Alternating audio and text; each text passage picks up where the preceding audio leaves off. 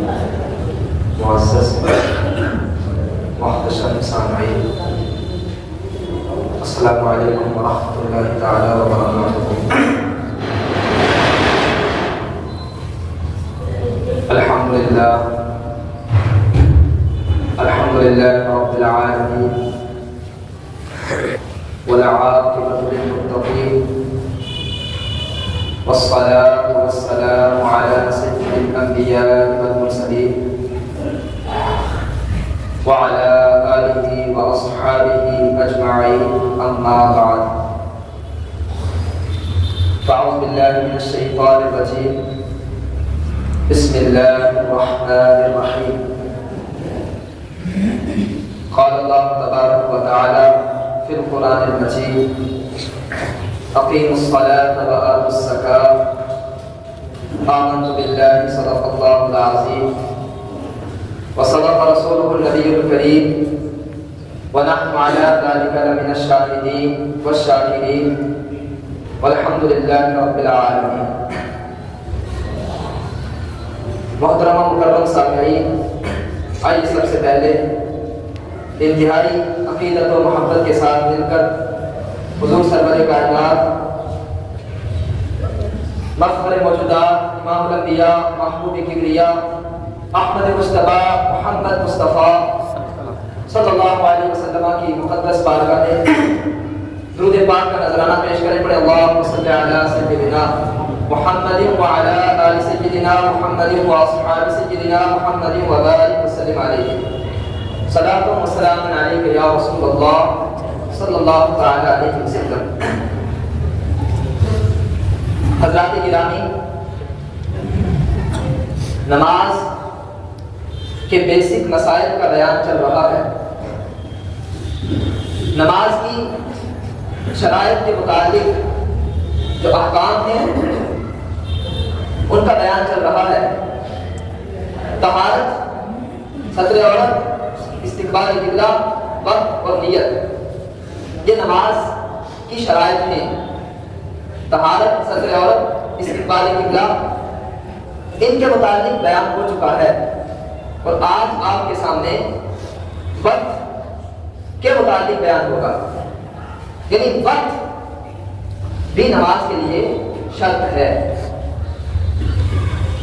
یعنی آپ جس وقت کی نماز پڑھ رہے ہیں اس وقت کو آپ متعین کریں گے کہ آپ کون سے وقت کی نماز پڑھ رہے ہیں، یہ ضروری ہے۔ اور دوسری بات یہ کہ وہ کون سے اوقات ہیں کہ جن میں آپ نماز نہیں پڑھ سکتے، جن کو اوقات مکروہہ کہتے ہیں۔ یاد رکھیں، 3 اوقات ایسے ہیں جن میں کوئی سی بھی نماز جائز نہیں۔ نماز پڑھنا ان اوقات میں مکروہ تحریمی ہے، یعنی نماز آپ کی نہیں ہوگی۔ 3 اوقات ایسے ہیں، کوئی سی بھی نماز آپ نہیں پڑھ سکتے، نہ فرض پڑھ سکتے ہیں، نہ سنت پڑھ سکتے ہیں، نہ نفل پڑھ سکتے ہیں، اور نہ ہی آپ قضا نماز پڑھ سکتے ہیں۔ 3 اوقات ایسے ہیں جن میں نماز پڑھنا مکروہ تحریمی ہے۔ وہ 3 اوقات کون کون سے ہیں؟ غور سے سنیں اور یاد بھی رکھیں۔ ایک، طلوع شمس، یعنی جب سورج نکلے، صبح کو جب سورج نکلے، طلوع شمس ایک۔ دوسرا نصف النہار، اور تیسرا غروب شمس، یعنی جب سورج غروب ہو جائے۔ طلوع شمس، جب سورج نکلے تو سورج نکلنے کے بعد سے لے کر 20 منٹ تک یہ مغروب وقت ہے، اس میں کوئی بھی نماز جائز نہیں۔ مثال کے طور پہ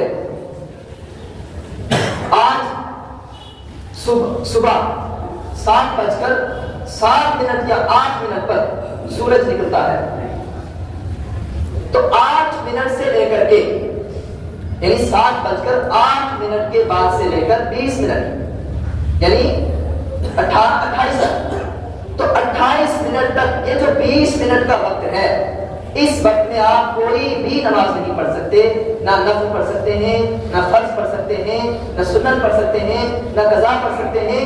ہر طرح کی نماز اس میں ممنوع ہے، یہاں تک کہ سجدہ تلاوت، اگر آپ قرآن کی تلاوت کر رہے ہیں اور سجدہ تلاوت آ جاتا ہے تو اس وقت میں آپ سجدہ تلاوت بھی نہیں کر سکتے۔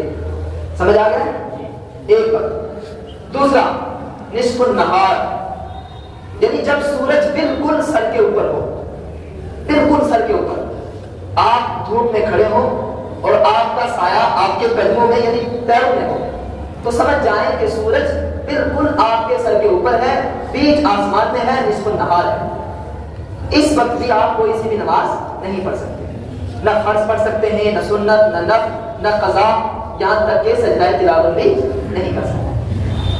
تیسرا وقت، غروب شمس، یعنی جب سورج ڈوب جائے، تو سورج کے غروب ہونے سے 20 منٹ قبل یعنی 20 منٹ پہلے، جو سورج غروب ہو رہا ہے جس وقت پر، اس وقت سے 20 منٹ پہلے تک یہ جو 20 منٹ کا وقت ہے یہ مکروہ وقت ہے، اور اس میں ہر طرح کی نماز پڑھنا ممنوع ہے، یعنی منع ہے، مکروہ تحریمی ہے۔ فرض نہیں، واجب نہیں، سنت نہیں، نفل نہیں، یہاں تک کہ سجدہ تلاوت بھی آپ اس میں نہیں کر سکتے۔ یہ تین وہ اوقات ہیں جن میں کسی طرح کی نماز بھی جائز نہیں، کوئی سجدہ بھی جائز نہیں۔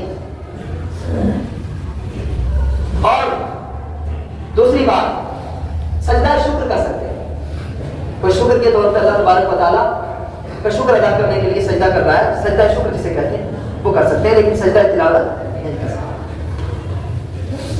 اس کے علاوہ 2 وقت اور ہیں جن میں آپ نماز نہیں پڑھ سکتے، نماز پڑھنا مکروہ ہے، مکروہ تحریمی نہیں ہے مطلقاً، بلکہ نفل کے لیے مکروہ تحریمی ہے، نفل نہیں پڑھ سکتے آپ، باقی قضا نماز پڑھ سکتے ہیں۔ وہ 2 وقت کون کون سے ہیں؟ صبح صادق سے لے کر کے، یعنی جب فجر کا وقت اسٹارٹ ہو اس کو صبح صادق کہتے ہیں، تو صبح صادق سے لے کر کے وقت اشراق تک، یعنی جب فجر کا وقت ختم ہو جائے، یہ جو وقت ہے صبح صادق سے لے کر کے وقت اشراق تک آپ کوئی بھی نفل نہیں پڑھ سکتے، نفل پڑھنا مکروہ تحریمی ہے۔ سمجھ آ گیا؟ صبح صادق سے لے کر کے، یعنی جب فجر کا وقت اسٹارٹ ہو جائے اس کے بعد سے لے کر کے فجر کے وقت کے ختم ہونے تک، اس میں آپ کوئی بھی نفل نہیں پڑھ سکتے، اس میں نفل پڑھنا مکروہ تحریمی ہے۔ ایک وقت، ایک بات۔ اور دوسرا وقت جو ہے وہ عصر کے بعد سے لے کر کے غروب آفتاب تک ہے، اس میں بھی آپ کوئی بھی نفل نہیں پڑھ سکتے، نفل پڑھنا جائز نہیں ہے۔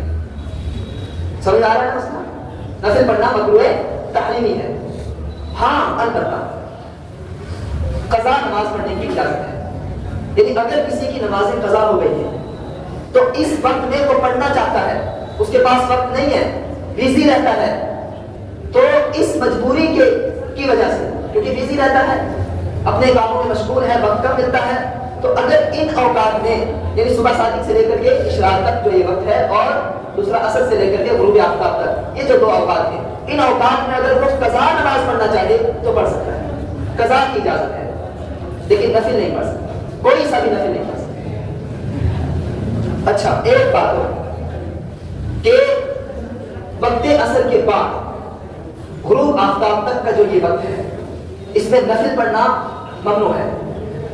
البتہ اگر آپ کی اس دن کی عصر ہے، مثال کے طور پہ آج عصر کی نماز کسی کو وقت پر نہیں ملتی، وقت نکل جاتا ہے اور غروب آفتاب سے پہلے کا یہ جو 20 منٹ کا وقت ہے وہ وقت آن پہنچا ہے، تو کیا کریں؟ پڑھیں گے یا نہیں پڑھیں گے؟ تو اس وقت میں آپ اس دن کی عصر نماز پڑھ سکتے ہیں، اس کی اجازت ہے، اسی دن کی عصر، بس باقی کوئی عصر نہیں، اس دن کی عصر نماز آپ پڑھ سکتے ہیں۔ اب مسئلہ یہ ہے، کسی کے ذہن میں یہ بات پوچھ رہی ہوگی کہ آخر شریعت نے منع کیوں فرمایا ہے، ان اوقات میں نماز پڑھنے سے منع کیوں فرمایا ہے، اور اس کی کیا وجہ ہے؟ یہ بات یاد رکھیں کہ مشرکین اور مجوس یعنی مجوسی لوگ جو سورج کی پرستش کرتے تھے یعنی عبادت کرتے تھے، تو وہ جب صبح کو سورج نکلتا تھا تو اس وقت وہ سورج کی عبادت کرتے تھے، اور جب سورج ڈوب جاتا تھا اس وقت بھی وہ سورج کی عبادت کرتے تھے، اور دن کو نصف النہار جب سورج بالکل بیچ آسمان میں ہوتا تھا اس وقت بھی وہ سورج کی عبادت کرتے تھے۔ تو اس لیے شریعت نے ہمیں روک دیا کہ اس وقت آپ کوئی بھی نماز نہیں پڑھیں گے۔ مسئلہ سمجھ آ گیا؟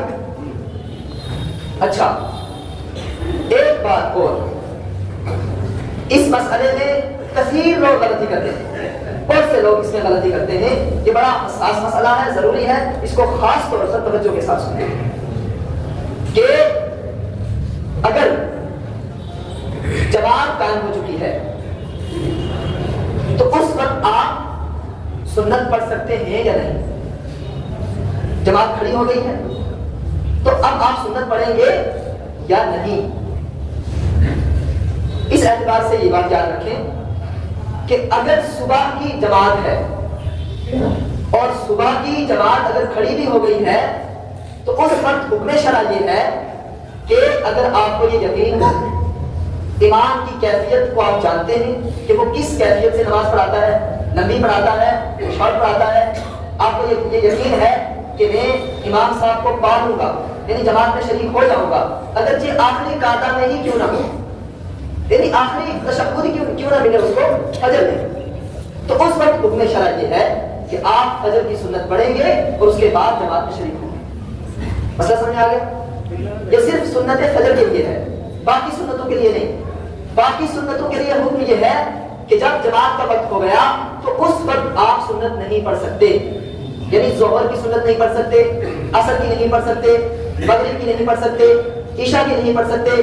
جب جماعت کا وقت ہو گیا ہے، جماعت کھڑی ہو گئی، اب آپ سنت یا نفل نہیں پڑھ سکتے، ہاں فجر کی سنت پڑھ سکتے۔ اس کی وجہ کیا ہے؟ ایک وجہ تو یہ ہے کہ سنت فجر جو ہے وہ مرتبے میں واجب کے قریب ہے، بالکل واجب کے قریب ہے، اس کا مقام زیادہ ہے، اس کا مرتبہ زیادہ ہے باقی سنتوں سے، اس لیے پڑھے گا۔ اور دوسرا مسئلہ یہ کہ جب جماعت کھڑی ہو جائے تو سنت پڑھنے کی اجازت کیوں نہیں؟ یہ بھی سوال ہے نا کہ جب جماعت کھڑی ہو جائے تو سنت پڑھنے کی اجازت کیوں نہیں؟ کیوں نہیں باقی نمازوں میں یعنی ظہر میں، عصر میں، مغرب میں، عشاء میں سنت کیوں نہیں پڑھ سکتے؟ یہ ایک سوال ہے۔ اس کا جواب یہ ہے کہ اللہ رب العزت نے جماعت کے ساتھ نماز پڑھنے کی تاکید فرمائی ہے، وَارْكَعُوا مَعَ الرَّاكِعِينَ، فرمایا رکوع کرنے والوں کے ساتھ رکوع کرو۔ تو اللہ کا حکم ہو گیا کہ جماعت کے ساتھ نماز پڑھنی چاہیے، تاکید ہے۔ دوسری بات یہ کہ جماعت کے ساتھ نماز پڑھنے میں زیادہ ثواب ہے، جماعت کے ساتھ نماز پڑھنے میں زیادہ ثواب ہے، 27 درجہ ثواب زیادہ ملتا ہے، اس لیے زیادہ ثواب کو چھوڑ کر آپ کم ثواب حاصل نہیں کر سکتے۔ مسئلہ سمجھ آ گیا نا؟ اگر آپ سنت پڑھیں گے تو آپ کو وہ ثواب نہیں ملے گا جو جماعت میں ملے گا، ٹھیک ہے؟ جماعت میں ثواب زیادہ ہے اور سنت پڑھنے میں کم ہے، لہذا کم ثواب کو چھوڑ کر زیادہ ثواب کی طرف جائیں، زیادہ ثواب کو چھوڑ کر کم ثواب کی طرف نہیں۔ مسئلہ سمجھ آ گیا؟ ہاں، تو اس لیے یہ حکم ہے۔ اور فجر کی سنتوں کے لیے یہ حکم کیوں ہے کہ فجر کی سنت پڑھ لیں؟ اور میں نے بتایا ایک بات تو یہ ہے کہ فجر کی سنت واجب کے قریب ہے، واجب کے قریب ہے، اس کی تاکید زیادہ ہے، اس میں ثواب بھی زیادہ ہے، اور وہاں پر حکم اس لیے ہے کہ تاکہ فجر کی جو سنتوں کا ثواب ہے وہ بھی اسے مل جائے اور جماعت میں شریک ہو جائے تو جماعت کا ثواب بھی اسے مل جائے، دونوں ثواب مل جائے۔ اس لیے وہاں پر حکم ہے کہ اگر جماعت کھڑی بھی ہو جائے اور یقین ہے آپ کو کہ ہم جماعت پا لیں گے تو فجر کی سنت پڑھیں گے۔ اچھا، دوسرا مسئلہ یہ ہے کہ جس نے فجر کی سنت نہیں پڑھی، اس کو موقع نہیں ملا اور وہ جماعت میں آ کر شریک ہو گیا، تو جماعت کے بعد کیا وہ سنت فجر پڑھے گا یا نہیں؟ اس میں بھی بہت سارے لوگ غلطی کرتے ہیں، بہت سارے لوگ۔ یاد رکھیں یہاں پر سنت فجر پڑھنے کی اجازت نہیں ہے، جماعت کے ساتھ آپ نے نماز پڑھ لی، آپ کی سنت فجر چھوٹ گئی، اب اگر آپ چاہیں کہ میں جماعت کے بعد پڑھ لوں، ابھی وقت فجر باقی ہے، مثال کے طور پہ ہم نے صبح 6:30 بجے جماعت کے ساتھ نماز پڑھی اور 6:40 پر آپ جماعت سے فارغ ہو گئے اور سورج نکل رہا ہے 7:08 پر یا 10 منٹ پر، 30 منٹ کا وقت ابھی فجر کا باقی ہے، تو آپ نے چاہا کہ جی 30 منٹ ابھی فجر کے باقی ہیں تو میں فجر کی سنت پڑھ لوں، تو اجازت ہے۔ فجر کی سنت آپ نہیں پڑھ سکتے، کیوں نہیں پڑھ سکتے، کیا وجہ ہے، یہ بھی سوال آپ کے ذہن میں ہوگا۔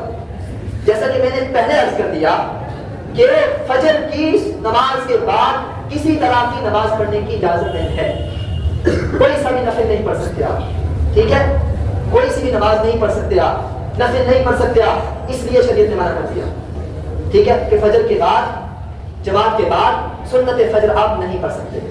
تو کب پڑھیں گے، کس ٹائم پڑھیں گے، جب طلوع آفتاب ہو جائے اور مغرب وقت نکل جائے جو 20 منٹ کا ہے، اس کے بعد یعنی وقت اشراق جب آ جائے تو وقت اشراق سے لے کر کے نصف النہار جو دن کا مغرب وقت ہے اس وقت تک کا جو یہ وقت ہے، اس وقت میں آپ سنت فجر پڑھ سکتے ہیں اس میں، اور اگر اس وقت میں آپ نے سنت فجر نہیں پڑھی پھر آپ سنت فجر کی قضا نہیں کر سکتے۔ مسئلہ سمجھ میں آ گیا؟